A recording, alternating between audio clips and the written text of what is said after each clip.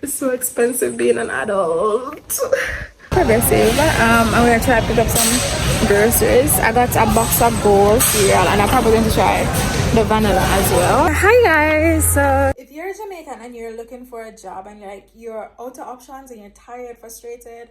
But I bought some food today at Baywest and it was escovitch fish. Baywest Montego Bay. And I was a bit skeptic. Oh my gosh, not fun trying to be that girl. And the price are not bad either when I compare to the US.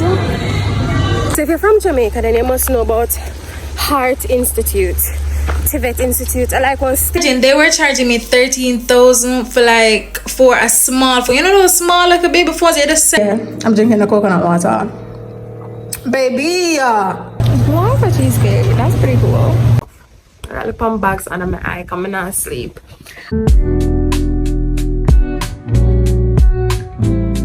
Like, why one plastic chair about 55,000, 10,000?